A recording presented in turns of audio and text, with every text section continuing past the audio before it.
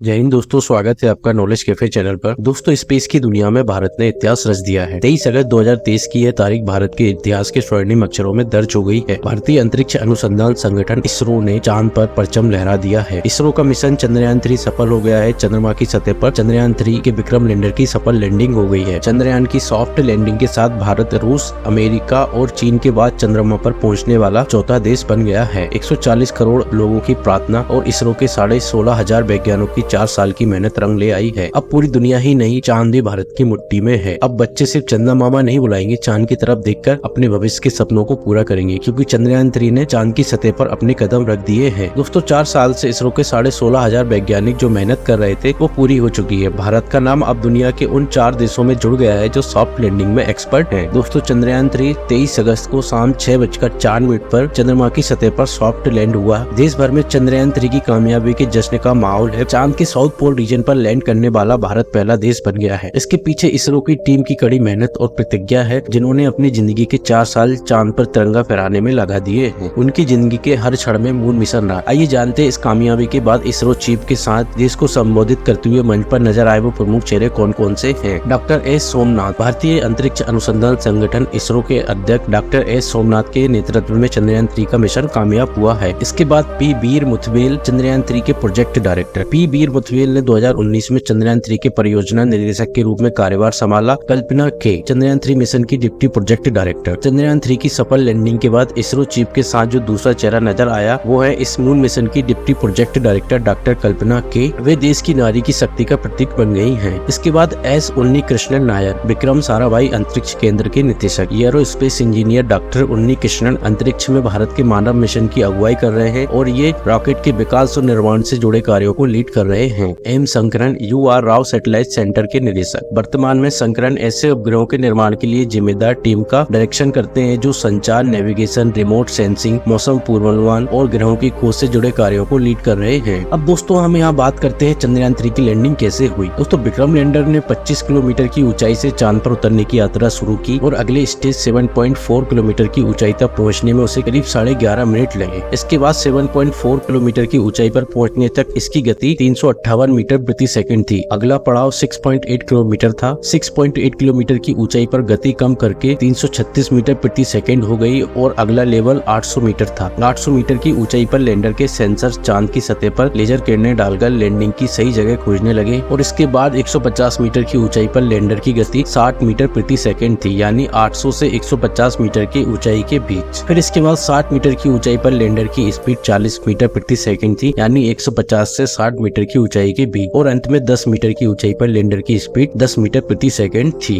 दोस्तों, अब हम बात करते हैं रोवर प्रज्ञान चंद्रमा पर कैसे काम करेगा। तो बताना चाहूंगा, रोवर प्रज्ञान 6 पहियों वाला रोबोटिक व्हीकल है जो चंद्रमा पर चलेगा और तस्वीरें खींचेगा। प्रज्ञान में इसरो का लोगो और तिरंगा बना हुआ है। वैज्ञानिकों की कोशिश रहेगी कि वो रोवर के जरिए चांद से भेजे जा रहे डेटा को देखे और एनालिसिस कर पाए। चांद पर लैंडिंग के 4 घंटे के बाद प्रज्ञान विक्रम लैंडर से बाहर निकला। बता दें कि रोवर प्रज्ञान चांद पर 1 सेंटीमीटर प्रति सेकंड की गति से आगे बढ़ेगा। वहाँ कैमरों की मदद से चांद पर मौजूद चीजों की स्कैनिंग करेगा और जानकारी जुटाएगा। इसके अलावा बताना चाहूंगा कि रोवर प्रज्ञान चांद पर एक लूनार मतलब 14 दिन रहकर काम करेगा। दरअसल धरती के 14 दिन के बराबर चांद का एक दिन होता है, यानी 14 दिन डे टाइम रहता है और 14 दिन रात रहती है। ऐसे में प्रज्ञान सिर्फ एक लूनार डे तक एक्टिव रहेगा। चांद के दक्षिणी ध्रुव पर लैंडिंग की वजह से उसे फिर से रिचार्ज किए जाने की उम्मीद कम जताई जा रही है। हालांकि वैज्ञानिकों का कहना है कि प्रज्ञान और विक्रम एक अतिरिक्त लूनार डे तक काम कर सकते हैं। वहाँ उन्हें सूरज से मदद मिलेगी, जिसकी वजह से वे खुद को रिचार्ज कर सकते हैं। लैंडर और रोवर दोनों सोलर पावर से काम करते हैं। इस दौरान रोवर प्रज्ञान वहाँ पानी की खोज, खनिज की जानकारी, भूकंप, गर्मी और मिट्टी की स्टडी करेगा। रोवर में इस तरह के पेलोड लगाए गए हैं जो चांद की सतह के बारे में बेहतर ढंग से जानकारी दे सकेंगे। दोस्तों, अब यहाँ बात करेंगे कि इससे वैज्ञानिकों को क्या फायदा होगा। तो दोस्तों, कुल मिलाकर विक्रम लैंडर और प्रज्ञान रोवर मिलकर चांद के वायुमंडल, सतह, रसायन, भूकंप, खनिज आदि की जाँच करेंगे। इससे इसरो समेत दुनिया भर के वैज्ञानिकों को भविष्य की स्टडी के लिए जानकारी मिलेगी, रिसर्च करने में आसानी होगी। ये तो हो गई वैज्ञानिकों के लिए फायदे की बात। अब सवाल बनता है कि इससे भारत देश का क्या फायदा होगा। तो दोस्तों, दुनिया में अब से पहले तक चांद पर सिर्फ 3 देश सफलतापूर्वक उतर पाए थे, अमेरिका, रूस और चीन।